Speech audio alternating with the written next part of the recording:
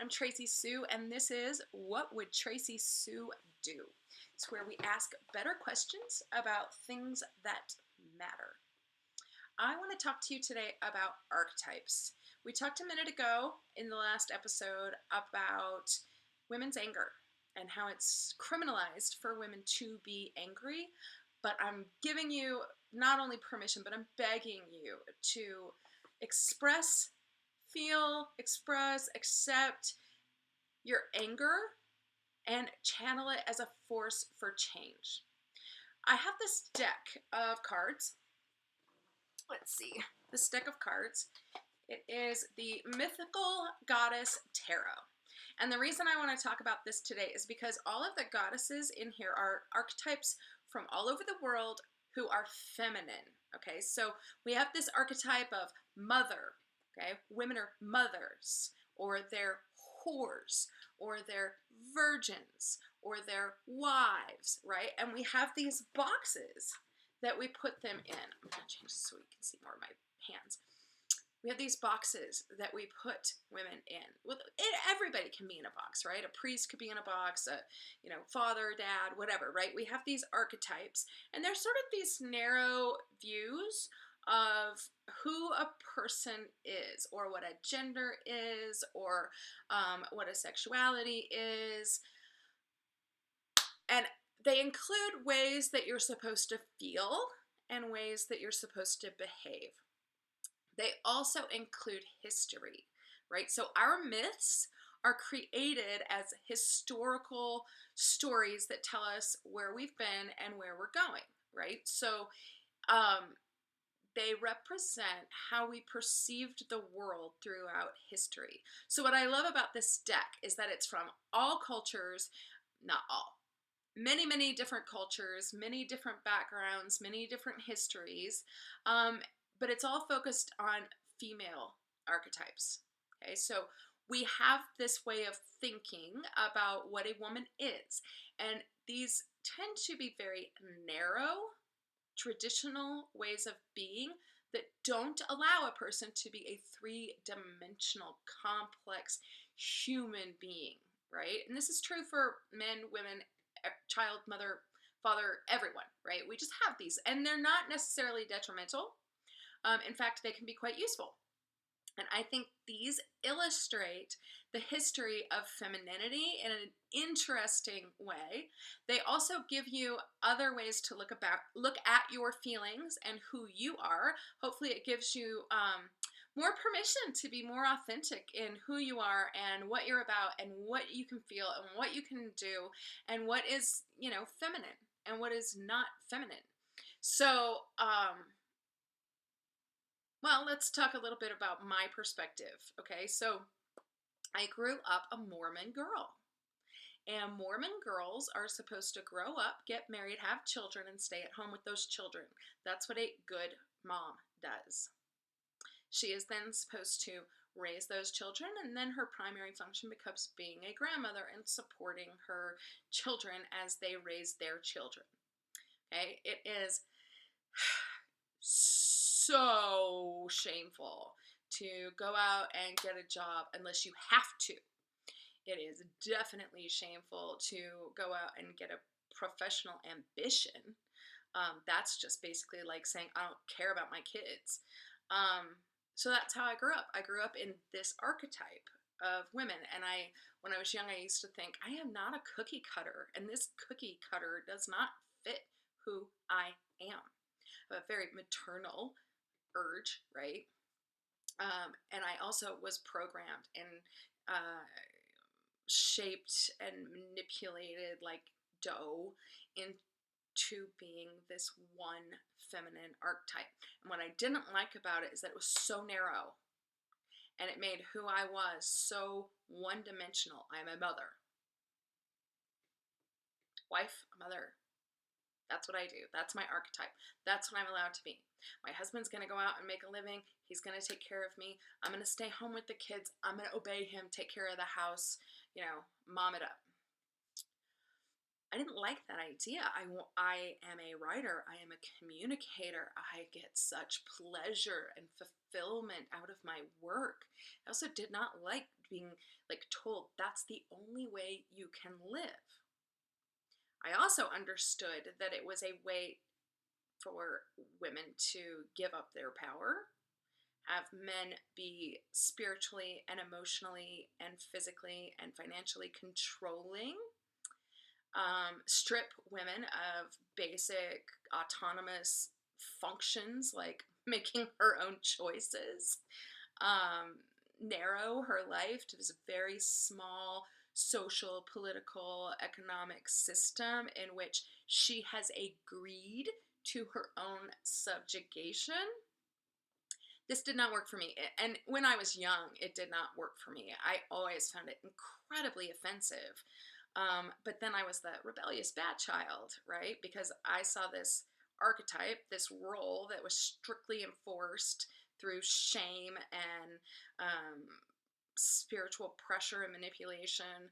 I mean, basically, you might as well just go to hell. You're a bad mom if you go out and get a career, right? Now,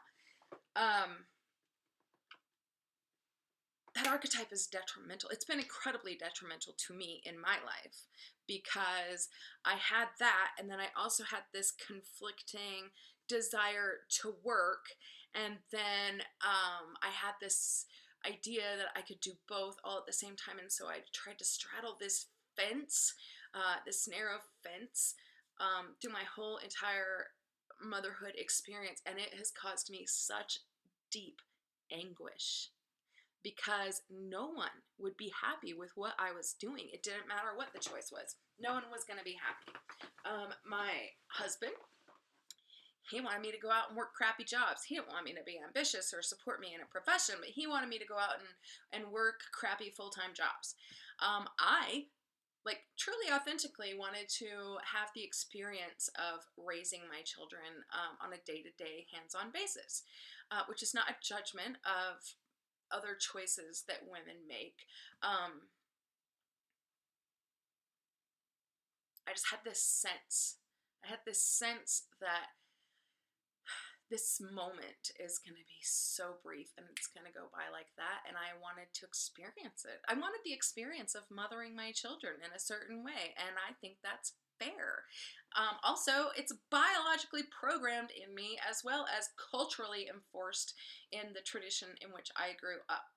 Now, the world around me was having a massive mommy war while I was coming up as a mother, and that had a massive influence as well, right? It was two paradigms. Can you be this, what's considered masculine out in the world, breadwinner, autonomous human being, or can you be this archetype of staying at home and being the mom and the wife and not having autonomous power, right? Choice.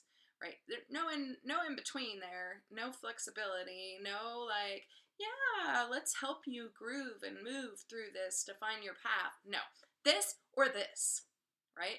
And the choices sucked ass, all of them, just the two sucked ass. And you can thank that choice for this blooming, this blossoming, this beautiful new feminine entrepreneur spirit, like women business owners, is a result of the mommy wars and those of us who tried to straddle that fence in one way or another. And millennials and 9/11 babies, you're welcome, because that was really hard and it really sucked. And the reason that you believe you can have a business is because we had no choice. Of course we had a choice, but it was born of necessity, this need for women to be entrepreneurs. It was born of necessity because our choices sucked. And there was a massive, massive change happening and in terms of gender and culture and women going into the workforce and who's going to parent and, just all of these new ideas had to be tested and tried. And my generation was the one who got stuck doing all of that work. So things are easier now, I believe, for millennials and for my daughter. And, the verdict of the mommy wars is the working woman won. If you are going to be a stay-at-home mom, you better own a business and bring in your own dough, or yeah, economically, you're going to be fucked if you don't. So that's a little bit about my own archetype issue, right? However, I have a girlfriend, she grew up in communist Romania, and she was telling me that she never had that archetypal issue. It just was not a thing when she was growing up, and it never occurred to her that there would be this conflict between staying at home and working. She always did work from home, but she was an entrepreneur prior to having children, and that always made sense to her. So we all have archetypes. Different places have different archetypes. Different cultures have different expectations. Okay, so you might think of someone, in Japan probably has a slightly different archetype about femininity, right? But I find that when we are in our different worlds, we're pulling from archetypes that are not very three-dimensional. So a few of them that I've seen, it's so interesting because I straddle the world between this conservative religious background that I grew up in, and my own spiritual path is more metaphysical. I have attraction. I hate to even use that as a spiritual term. More of a metaphysical, non-traditional, I guess, combination of things that I have developed over time and experience that I've drawn from all kinds of different traditions. And I see the same language in both often. So that's really interesting to me. So within the traditional, cultural, religious, conservative ideal, right? The stay-at-home mom, the man provider, the woman housekeeper, like there's this archetype there, right? And there's also this archetype that the man should be over the husband. I'm the husband should be over the wife, right? And he's like the king, and he like makes decisions, and he's the authority, and and then the rest of the family operates under his protection. Okay, but then there was like this spiritual movement, in the spiritual sexuality, basically. Like there's like in the spiritual movement, there's spiritual sexuality. There always has been, and it's like this tradition that has been long buried by people who find sex to be very dangerous. So most religions on the planet seem to find sex to be very dangerous, original sin, and all of that. But I found that they were using the same sort of language and the same sort of archetype for a woman who would respect her husband, and basically that meant do what he said and let him be the boss, so that she could relax into her feminine, right? And the outcome is still the same, except for you like combine this feminism with this, like it's just got all messy and yucky for the people who went into that. And I remember like I found this woman, and she was doing spiritual sexuality. I was super interested in that for a while. I did oming, I did other kinds of tantric exploration, shall we say, and found this woman, and she was a spiritual sexuality coach. And I sat in there, and I was like, all you're doing is saying exactly the same thing as these religious conservatives I just left. Like, I'm not interested in this narrow view of femininity. And that's what bothered me about it. Not the, man over the woman or whatever. It's just this very narrow view of femininity. And because of this narrow view of femininity, women are shamed for things like being angry, or for seeking autonomy, or for expecting to not obey their husbands and, want some money. It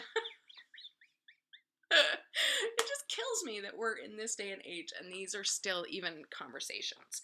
So I want to look at a lot of different feminine archetypes, and even talk about ways that masculinity has tamped those down, written them out of history,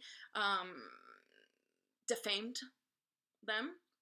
And I also want to do it so that I can show you that there's not one way of being feminine. This is like archetypes. So you probably have a lot of these within your own being, right? And men, you should look at these all as an aspect of femininity. So I would like to start with the first woman in Judeo-Christianity. Just a note about this. We are looking at the Mythical Goddess Tarot. It is by local, where I live, in Fort Collins, Colorado, artist Catherine Skaggs. And the accompanying book is by Sage Holloway, who has passed. But Catherine Skaggs, I will leave a link to her work. It's amazing. I love this deck because of the art, and I bought it because of the art and the symbolism. And she does soul portraits and stuff too, so like she'll paint a picture of your soul. It's pretty cool. So I'll leave a link to her work and this deck if you are interested in that. I'll leave it down below. And this is probably going to go on a podcast, so I'll try to, maybe won't translate as well, but I'll go ahead and post it, and then I'll try to take pictures and put those in the show notes, and maybe just a link to this video so that you can watch it and see all of the illustrations, because you see I've got all of these lovely feminine archetypes behind me as art, photos and different characters, and then of course I'm holding up the cards so that you can see those. So maybe on the podcast you'll definitely want to go look at the show notes, or just go, when you're probably in your car or something, just go and check out the show notes, and it'll lead you to the video so you can see the images. Okay, so one other thing. Tarot cards are a way to explore your own energy that already exists. They are not fortune-telling things, right? They don't tell your fortune. I'm not going to tell your fortune with some cards. I am going to help you explore some feelings and energies and archetypes with some cards, okay? Maybe at the end, if we have time, we'll do a reading about femininity today. That'd be interesting, I think. Okay, the first woman in Judeo-Christian tradition is Lilith. It's not Eve. Eve was not the first woman. This was Adam's first wife. God invented her, and he said, you follow Adam, and she said, oh, fuck that. I am not following Adam. I am a goddess, a powerful, powerful goddess. So she left Eden to claim her own power. She's the mother of agriculture and all children. This is the first feminine archetype. After Lilith broke up with Adam and left him in Eden, then God created Eve, who would follow him, and to whom all responsibility for men's behavior and choices has been dumped on women. Eve, all of us, right? So that's like the first moment where, Adam ate an apple and then said, she did it, it's her fault, right? Think about the parallels in that. It's her fault for wearing too short of a skirt. It's her fault for not doing what she's supposed to do. She's making me feel angry, so I acted out in violence, right? Women have been taking responsibility for men's behavior since Eve, because they've been passing it off since Eve. Take responsibility for your own shit, men. So Lilith is the first female archetype in Judeo-Christian values, and I love this. She's so powerful. She's muscular. She has wings. She can fly. God gave her wings, and she escaped. She can fly. Like, this thing is not a passive, obedient being. She is fierce as fuck, and I love it. Okay, let's look at some other firsts. Okay, how about this first? Mother Mary. Okay, her archetype is one of virginity. She had sex with an angel. She got pregnant by God, but she had to be proclaimed a virgin because the only other option was whore. Because that's how we live. We live in a mother whore, virgin whore, virgin whore. They call it the Virgin Madonna, right? Here's the Madonna. Okay, so women are often cast in this role where she's supposed to be, see you here, it says sacrifice. She sacrificed her reputation, her whole life, her sexuality, everything, right? She did not have sex with Joseph or an angel or anything like that. It just, boom, spontaneously happened. And then she spent her life sacrificing for her son, Jesus. And that's a beautiful thing, but also she was stripped of her sexuality. She was stripped of the fact that she had this erotic experience with God. Like this very, very intimate experience with God has been stripped of her because that would mean that she's powerful. And interestingly, the Catholic Church at least acknowledged Mary as holy. And with the Protestant Revolution, they pretty much removed Mary and said she was just a vessel, right? So basically, they took her out of the creation story. And if we want to talk about creation stories, the Son, the Father, and the Holy Spirit created the whole world. Really? What does the Son, the Father, and the Holy Spirit create ever? How does masculine energy create anything by itself? Anything alive? It can't, right? So essentially, women were erased from even the concept of the creation of the world. So I want to show you some illustrations of that. Okay, we've got Lilith. We've got Mother Mary, who's just a vessel, who never had any kind of erotic experience whatsoever, because that would just be like, what the hell would happen in the world? But let's see, where do we have... Oh, here we go. Here's some creation images. This is the Great Void. Okay, so basically the universe is born in the womb. Right, so there's a woman involved here. Here's another sun.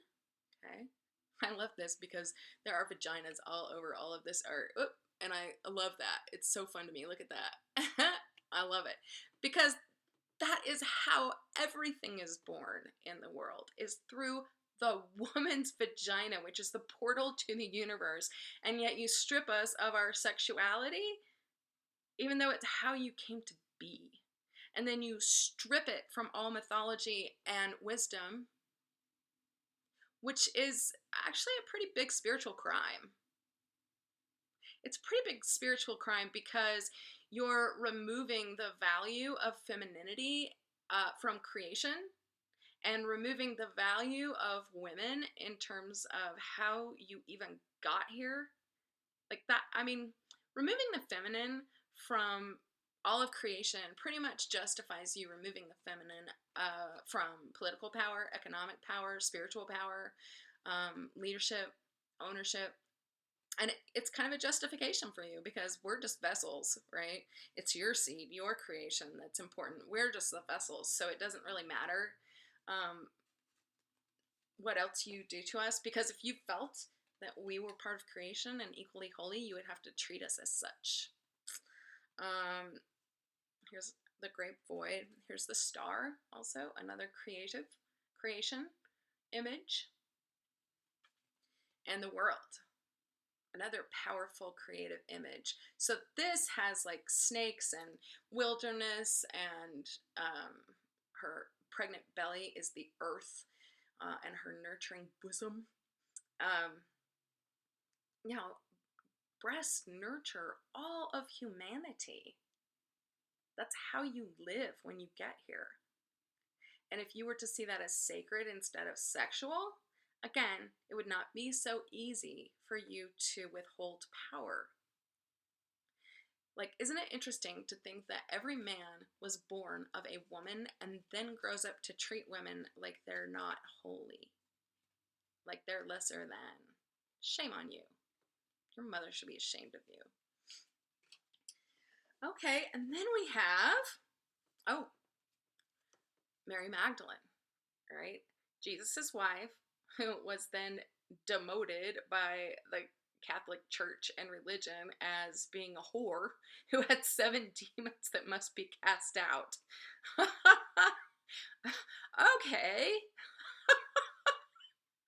And There's plenty of evidence and tradition that's not included in the current Bible that is written as gospel that said Mary Magdalene was not only Jesus's husband, and the whole wedding thing was his wedding, not just a random wedding. It was he and Mary Magdalene's wedding.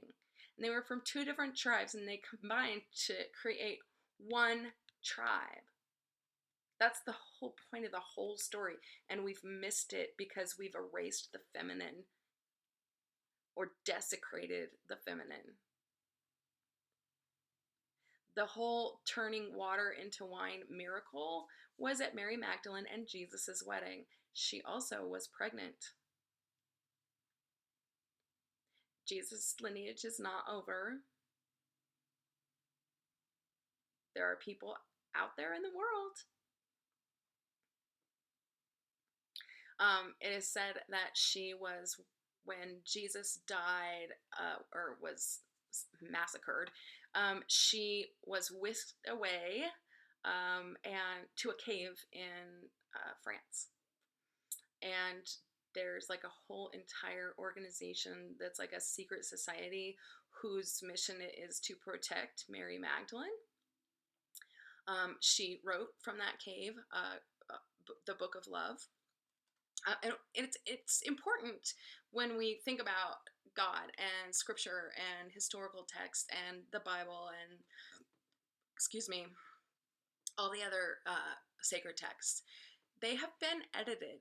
They've been chosen. I think it was Constantine who chose our current version of the Bible. So when you say the Bible is true, these are a select number of books that were chosen to be included and translated in a way that also had political value to those who did that, right? To those who translated it, right? So why would we write Mary Magdalene out of the scene? Because power. Power. Like basically all of humanity can be summed up in power.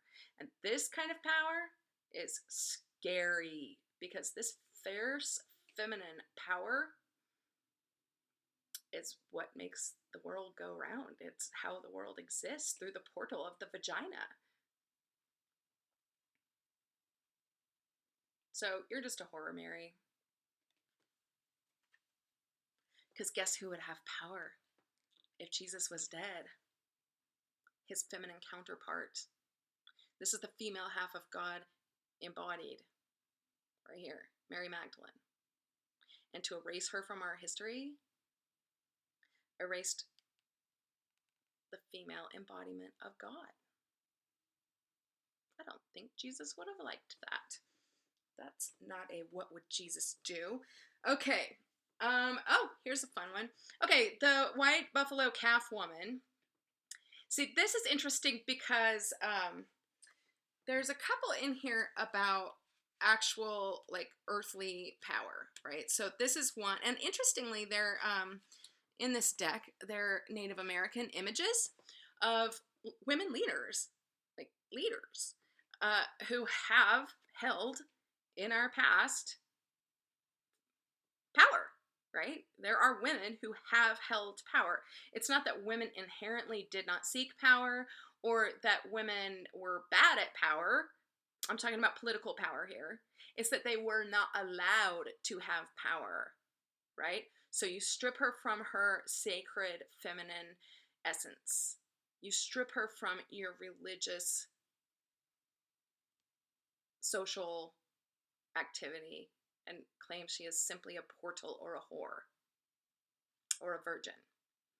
Then you also can strip her from her leadership power, her political power, choice making in public life. Kind of like, being the president of the United fucking States. Or like having such a massive majority of males deciding what's happening on the planet. Is that in women's best interest? I don't think so. And it was deliberate, right? So we have these images of women being powerful, and then we can see how they were eliminated and for what purpose, right? So why can priests not get married in the Catholic Church? because children inherit land. And the Catholic Church required that priests come with a dowry of land so that no child could inherit, no wife could inherit. Okay? Then we have emotional. Oh, let's see. We have, women's inherent spiritual power. Okay? We have alchemy, Bridget. Morgan Le Fay, sorceress. Perception and intuition. Spiritually centered and tuned in. Creative force. See, if you make women's wisdom witchery and you try to wipe it from the planet, creating that it's led by Satan or demons or a witch or what have you, again, you can force women to follow the religious spiritual power of men if you strip them from their sacred, inherent spiritual power. And I'm talking about the power of intuition. I'm talking about this freakishly weird motherhood tie that women have to the people that they love that's fiercely protective and loving and generous. I'm talking about the knowing that women have, like just the internal knowing wisdom of healing, earth, plants, alchemy, healing. So to strip women of that, they claimed that it was from Satan, and she was a witch, and women were murdered, burned at the stake, if they exhibited signs of having any kind of women's spiritual powers. Power of healing. Women weren't allowed to be doctors, right? That's stripping someone of a sacred spiritual power. The power of healing, the power of birth, the power of herbs, medicine. Oh, Satan did that, so now we can burn them at the stake, and we're the spiritual leaders. Die, sorceress, because I have the priesthood. I have the priesthood. God wants you to follow me. All of your inherent spiritual healing powers are from Satan. That's spiritual energetic abuse, and it's a violation of souls on this planet that kept power from women and today continues to keep power from women. When you strip the feminine of her sacred sexuality, right? So here we have Mother Mary stripped of her sacred sexuality. Here we have Mary Magdalene stripped of the fact that she's the female half of Godness. If you strip women of the inherent powers that they have of divination, channeling the word of God, prophetess, if you withhold all of their political power and then burn them at the stake and tell them they don't have a direct line to God, you do, because you have the priesthood. That's spiritual abuse, people. That's what that is. It's spiritual abuse. And then what? When women get angry, we're the ones who are fucked up. We're the problem. See, I love Kali. I love Kali. She is an Indian goddess. And she is a fierce purifier. And this is every bit as feminine as any other thing, including joy and love and sensuality and virginity and wholesomeness and nurturing and mothering. This is like, I think of it like PMS or menopause, right? It's like, yes, I've been loving and I've been nurturing and I've been giving and generous and self-sacrificing, and now back up, motherfucker. Like, you've gone too far. Kali is fundamentally a beautiful wonderful, powerful archetype of a whole human being who experiences anger and self-protection. Okay, self-protection. Anger is self-protection, and guess what? When you're physically, spiritually, economically, politically vulnerable, this is a very beautiful thing that you bring to the earth, that you bring to your family, that you bring to your own body.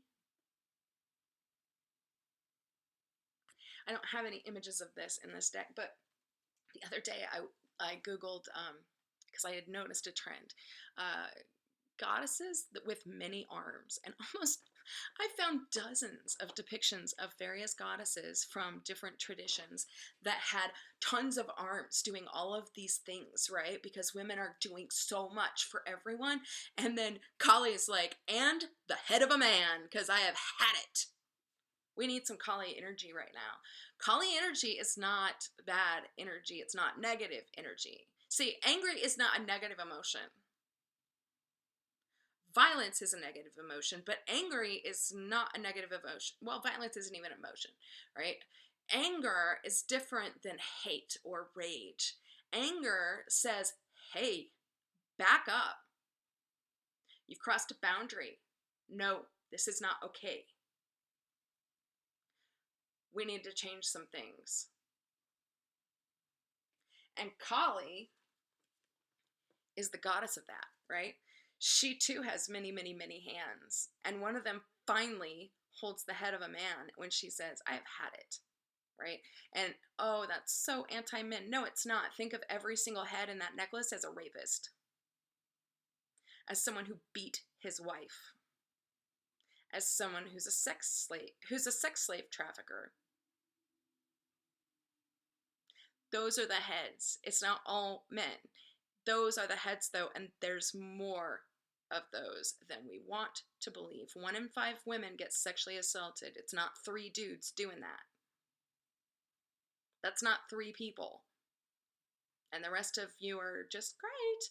No, the heads of these men are the rapists, the murderers, the narcissist who ruined her life, the violence, everything. Like, those are the heads that Kali finally just says, no, I have had enough.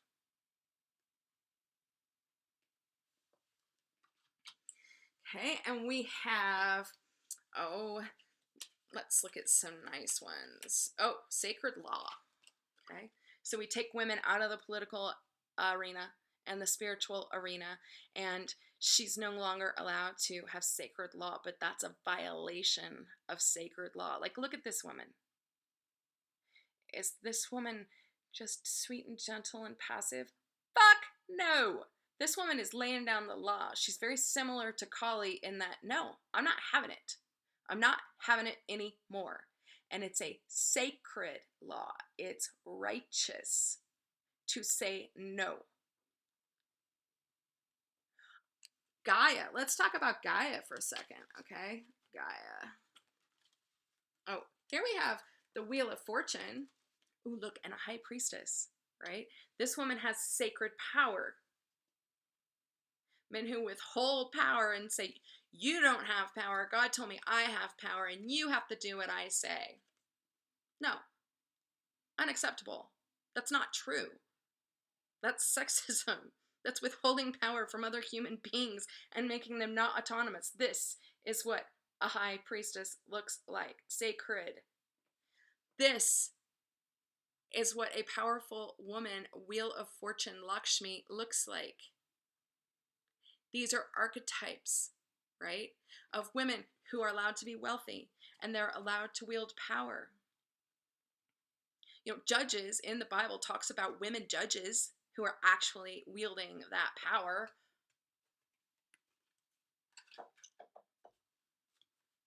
Let's see.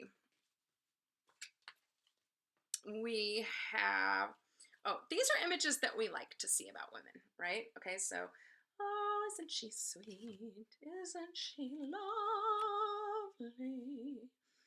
Okay, this one's naked, but look, she's just sitting there with her eyes closed, being all patient. They'll be nice someday. They'll figure it out. Oh, with her forgiving heart. Oh, and her birthing all the good things and then having it raped away from her with, fracking, rape of the earth. There you go. Oh, look at the maiden. Isn't she pretty? Gosh, it's so nice when women just sit back and are pretty. I'd be married plenty by now. Fruition. Oh, look, she's such a good worker. Oh, she's so nurturing. This is what desire looks like. Look at that sweet little virgin who's offering her pearl of great price. And these are great. These are true of women. They are. And it's lovely and it's wonderful and it's fantastic to be those things. I want to be those things. You want me to be those things. And I am. I am those things. And the women that I know are those things. But this is not all we are. This is part of who we are. We are also the purifier and the maiden of revolution and the mother of regeneration. Look at all that fire.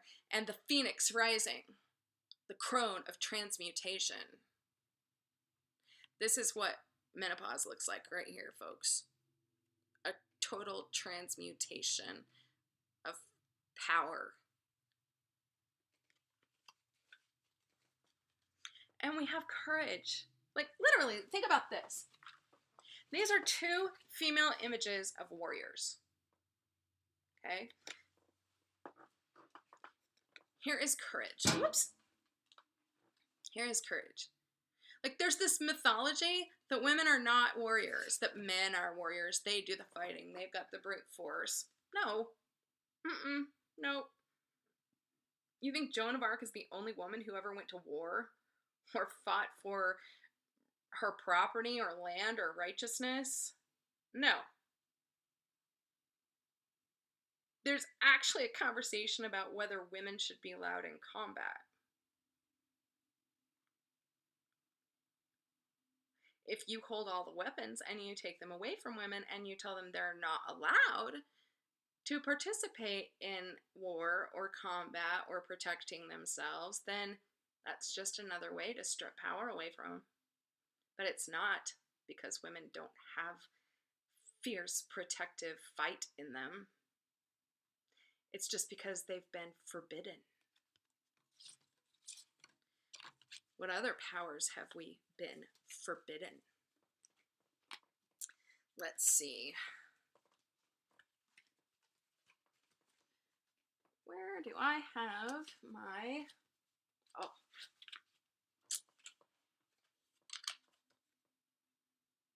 Only men are allowed to be sexual. Like, men are allowed to be so sexual that we think it's pretty weird if a man is like a priest who takes a vow of celibacy. Like, that's a little bit suspect. And of course he raped little boys. But a woman? No. No. We need her. We need a woman to be Mary Magdalene. Mother Mary. That's who we need. We need a virgin, right? These two can't coexist in the same woman. This is bad. She's naked. She has a body with sexual parts. She's experiencing passion and joy with her body with sexual parts. You know, the way all women get here. All men get here through this. But don't enjoy it. Don't like it. Don't want it. Be this instead. This makes us happy and comfortable. Be the virgin, the self-sacrificing virgin who had sex, had a baby, and then stopped being sexual. No. Women are sexual. We are reproductive creatures that give birth to every living thing. That's not sinful. That is inherently biology, who we are.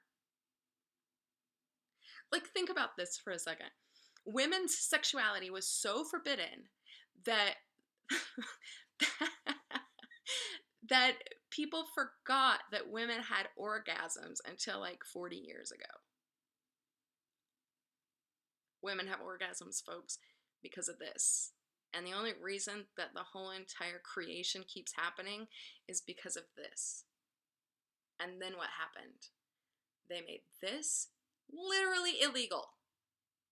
It is illegal to have sex in so many places in the world. Certainly illegal to make your living at it. It's supposed to just be free. Isn't that interesting, right? Every single woman on the planet has one thing that heterosexual men want: pussy.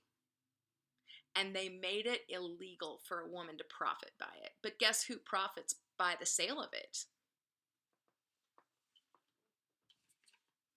Men. Yeah. Shame and law stripped women of this power that's inherently ours.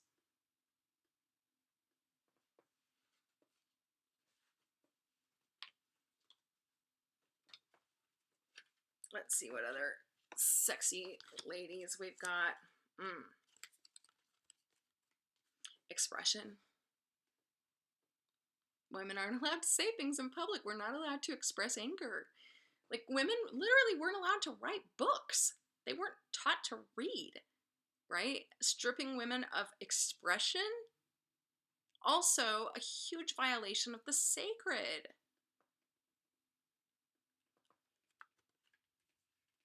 Shaming pleasure.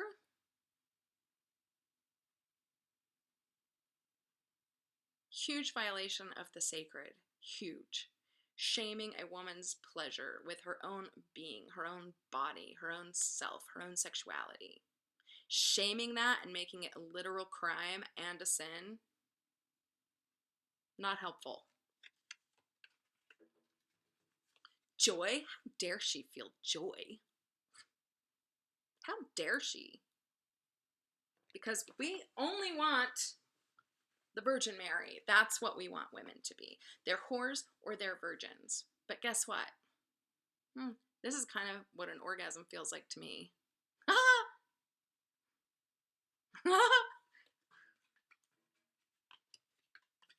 Even dancing. Dancing, having joy. I can't tell, like, I got married and my brother was like, you can't go out dancing. That's not what married ladies are allowed to do. I'm like, what the fuck are you talking about, dude? Like, I'm not having sex with someone. I'm dancing. What? That's not appropriate. We have such a narrow view of what's appropriate for women, and it's not even close to the same thing for men. Of course men are sexual. Of course men hold power. Of course men make money. Of course men are ambitious. Of course men are both sexual and holy. Of course men have spiritual rights.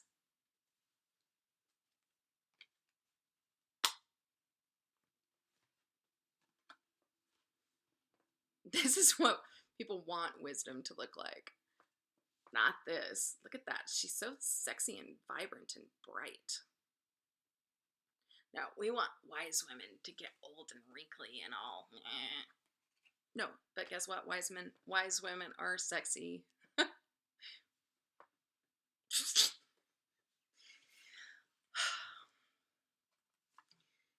Our femininity has been used for to manipulate us. Our sexuality has been used to manipulate us. Our maternal instincts have been used to manipulate us. Our inherent spiritual gifts have been used to manipulate us. God and stripping God of its feminine essence has been used to manipulate us.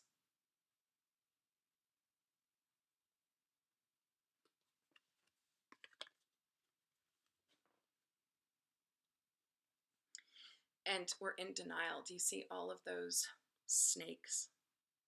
She's just laying there peacefully, pretending that everything is fine and she's just having a little nap. But all of those snakes, they're real and they're poisonous. And she's pretending that they're not there because that makes her feel safer, even though she's in incredible danger. The feminine has been in incredible danger of violence perpetrated against everything she is for far too long. If you're not angry about all of that, like, I don't know, what is wrong with you? Like, have a feeling.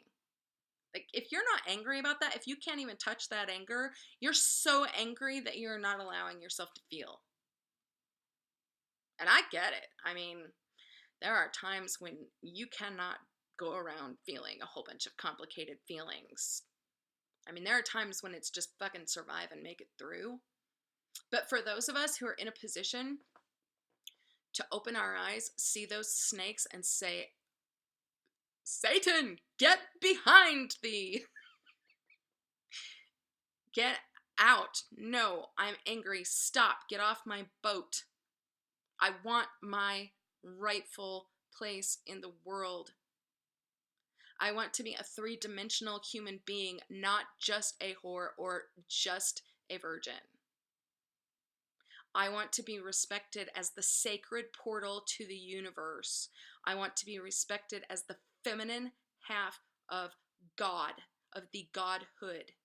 You know, in Genesis, actually, there are two creation stories. There's one where the woman is taken from Adam's rib, and there's another one about 2 chapters away, I think it's chapter 3, where God created he, she, them in his, him, their image, where the feminine is acknowledged as the equal half of the Godhood. We have been stripped of our gifts and told that our gifts are sins, that listening to our own inner wisdom instead of the words and commands of men is being led by Satan, that being sexual makes us whores. But we have to give up the sex because God says so. We just can't, seek any kind of benefit or profit or power with it because it belongs to them. They can seek a lot of money and power from our sexuality, but for us to do it, that makes us whores, and that's actually against the law.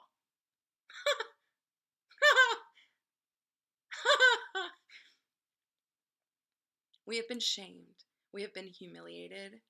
We have been raped and beaten, bought and sold, restricted, silenced, abused, manipulated. And you know what? Denial is a really great protective mechanism.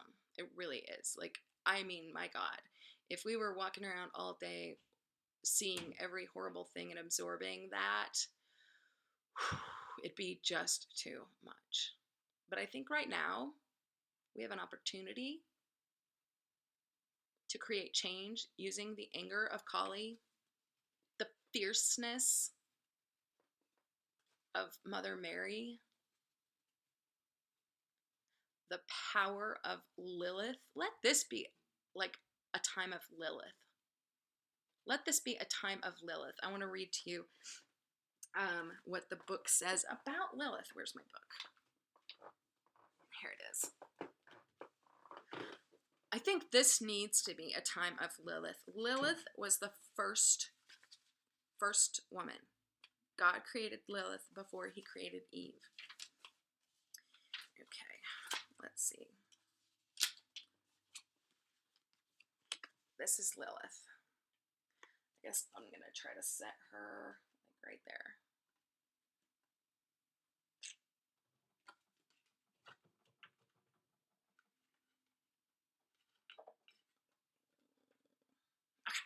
There she is.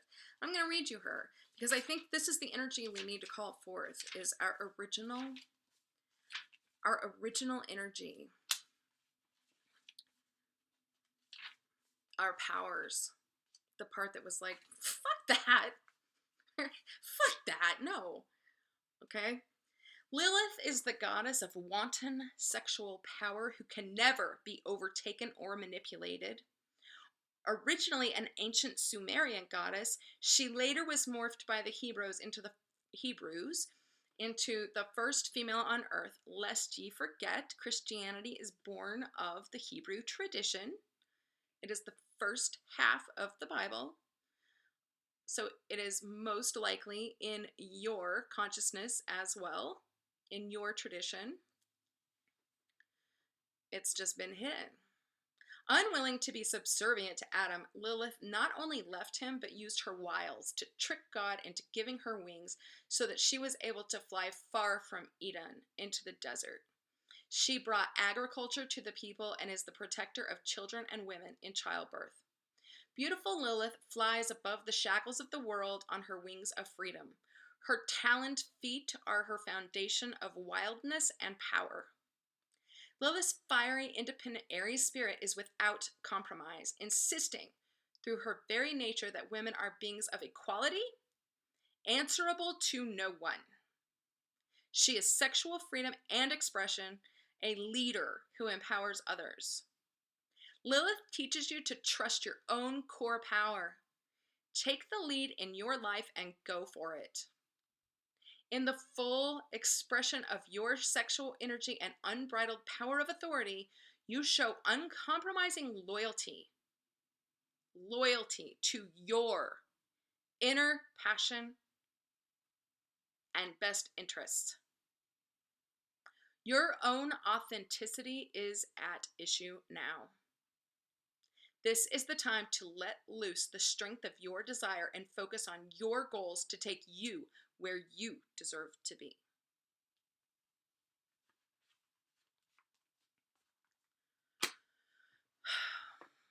Women are complex creatures, man.